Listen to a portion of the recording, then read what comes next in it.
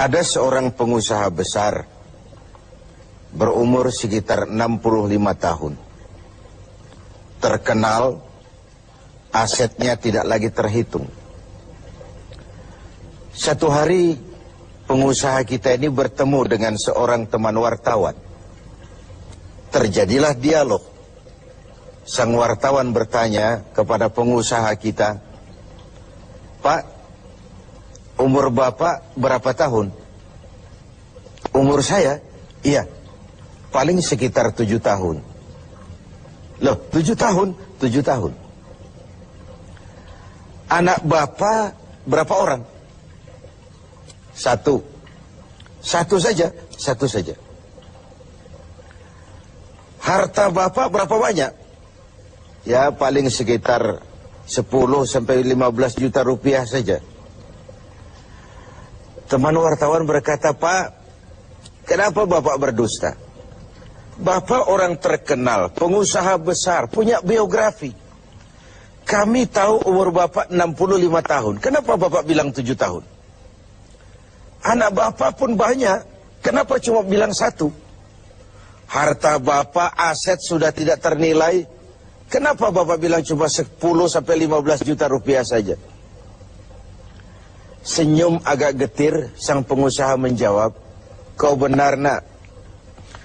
Umur saya kalau jumlahnya sih memang 65 tahun. Tapi dari 65 tahun umur saya itu, rasa-rasanya baru 7 tahun yang ada artinya di sisi Allah. Baru 7 tahun sujud saya benar. Baru 7 tahun saya laksanakan perintahnya, saya tinggalkan larangannya. Sisa umur yang lain habis kelabu warnanya, penuh dosa dan keingkaran. Saya katakan umur saya coba 7 tahun. Anak, kau juga tahu anak saya banyak. Tapi dari sekian banyak anak ini, rasanya cuma 1 yang akan jadi buah hati, belahan jantung, pelanjut cerita, penerus sejarah, anak soleh yang akan mendoakan orang tuanya. Yang lain susah diurus anak saya itu." "Oh gitu toh." "Iya." "Mengenai harta, Pak, kau juga benar. Harta saya, aset saya sudah sulit dihitung lah. Pabrik di mana-mana, di tiap bank hampir ada deposito saya. Tapi dari sekian banyak harta itu yang saya ingat, baru sekitar 10 sampai 15 juta yang saya belanjakan di jalan Allah. Saya sumbangkan masjid, saya bantu pesantren, saya bantu yatim piatu.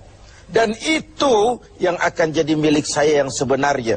Yang akan saya bawa menghadap Allah. Saya bawa ke alam kubur. Yang lain akan jadi rebutan ahli waris sesudahnya."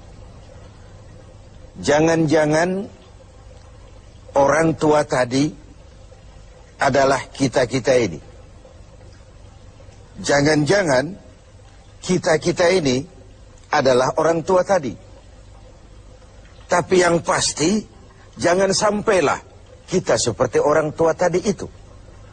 Dari sekian banyak umur yang diberikan, berapa yang punya nilai di sisi Allah? Dari sekian banyak anak titipan Allah kepada kita, berapa yang akan jadi anak soleh, buah hati, belahan jantung, pelanjut cerita, penerus sejarah? Dan dari sekian banyak harta kita, berapa yang sudah kita belanjakan di jalan Allah, yang artinya akan jadi milik kita yang sebenarnya? Banyak ketidakadilan yang terlepas dari pengadilan dunia. Sering orang-orang yang berbuat kebaikan tidak mendapat perlakuan yang pantas di dunia ini. Sering kehidupan jadi rancu. Yang benar dikhianati, pengkhianat dibenarkan. Yang tuntunan dijadikan tontonan, yang tontonan malah dijadikan tuntunan. Untunglah ada akhirat. Bukan sekedar melepas diri dari ketidakberadayaan kita menghadapi sistem. Tapi cermin bahwa tidak satu ketidakadilan yang bagaimanapun kecilnya yang terlepas dari pengadilan dunia akan terlepas juga di pengadilan akhirat nanti. Inilah keadilan.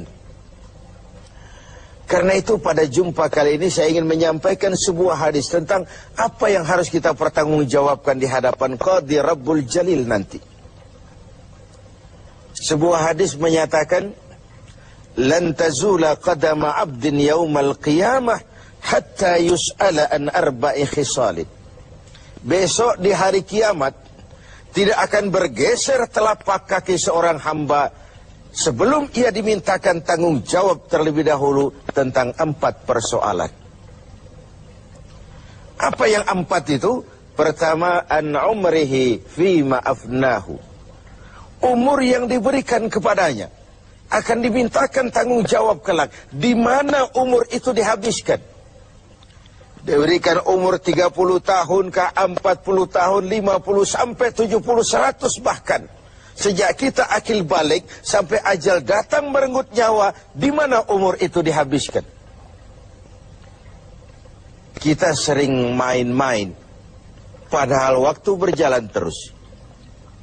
Kita sering lalai dan lupa, padahal malaikat maut tidak pernah lalai dan lupa. Seorang Nabi Yakub alaihissalam, seketika akan ajal, beliau menanyakan, kalau saya ajal kenapa tidak diberitahu lebih dahulu? Kata malaikat maut, sudah diberitahu. Loh, bagaimana caranya diberitahu? Perubahan yang terjadi pada fisik kita adalah pemberitahuan. Uban yang bertabur, mata yang mulai lamur, pendengaran yang mulai kabur, itu semua pemberitahuan agar kita mawas diri. Umur akan dimintakan pertanggungan jawab, di mana umur itu dihabiskan. William Shakespeare memang pernah bilang, waktu hidup itu singkat. Tahu-tahu baru saja zuhur, tahu-tahu sudah asar. Baru saja asar, tahu-tahu sudah maghrib. Yang kemarin anak-anak, tahu-tahu sudah punya anak. Tahu-tahu, dan tahu-tahu. The time of life is short, kata Shakespeare.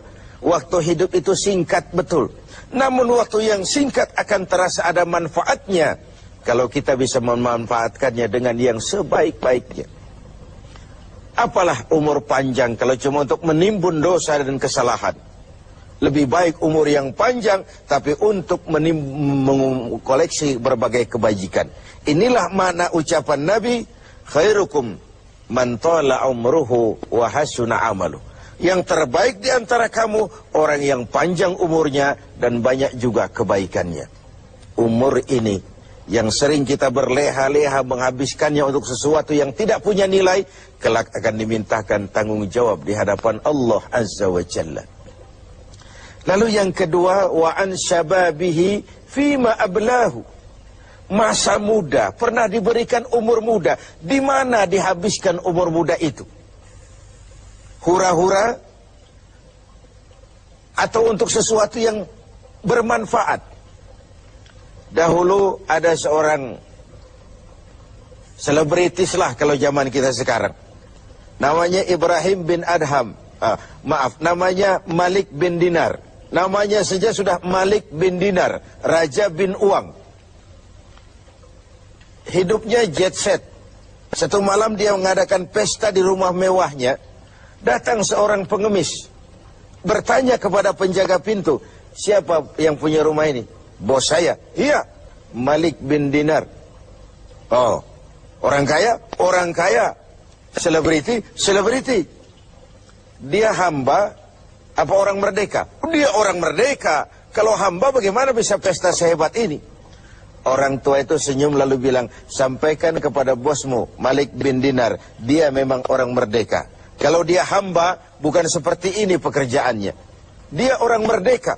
Dilarang tidak terlarang, dicegah pun tidak tercegah. Merdeka dia memperturutkan hawa nafsunya. Kalau dia hamba Allah, bukan begini pekerjaannya.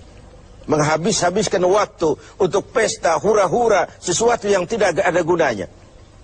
Ini disampaikan kepada Malik bin Dinar, dia tercenung mendengar orang tua yang misterius itu. Malamnya dia bermimpi kiamat datang. Dia akan masukkan ke dalam neraka. Karena itulah lalu dia bertobat dan kemudian menjadi ahli sufi yang terkenal, Malik bin Dinar. Masa muda akan dimintakan tanggung jawab. Yang ketiga, wa an ilmihi maza amilabi. Ilmu yang dimilikinya, kemana ilmu itu diamalkan? Untuk mencerdaskan orang atau untuk membodohi orang yang memang sudah bodoh? Untuk membimbing umat atau menyesatkan orang lain? Agar hamba menjadi hamba Allah atau agar orang menghambakan dia? Ilmu akan dimintakan pertanggungan jawab. Yang terakhir, wa an malihi min aina iktasabahu wa fima anfaqahu. Kita akan dimintakan tanggung jawab tentang harta kita. Dari mana harta itu didapat dan kemana harta itu dibelanjakan. Perhatikan yang terakhir ini. Tentang ilmu, pertanyaan akhirat cuma satu. Ilmumu kau amalkan untuk apa? Tentang umur, pertanyaan akhirat pun satu. Umurmu kau habiskan di mana? Tentang masa muda, pertanyaan akhirat juga satu. Masa mudamu kau gunakan buat apa? Tapi khusus tentang harta, pengadilan akhirat bertanya dua. Hartamu kau dapat dari mana dan kau belanjakan kemana? Dari mananya dan kemananya? Kadang didapat dari cara yang benar, tapi dibelanjakan untuk yang tidak benar. Atau bisa juga didapat dari cara yang tidak benar, dibelanjakan kepada jalan yang benar. Itu pun tidak mungkin kedua-duanya. Pemirsa TV7 yang berbahagia, mudah-mudahan kita tidak bernasib seperti orang tua pengusaha di awal pertemuan kita ini. Semoga kita menjadi orang yang bisa mempertanggungjawabkan baik umur, masa muda, ilmu pengetahuan, dan harta yang dititipkan Allah kepada kita. Tidak satupun yang akan luput dari pengadilan.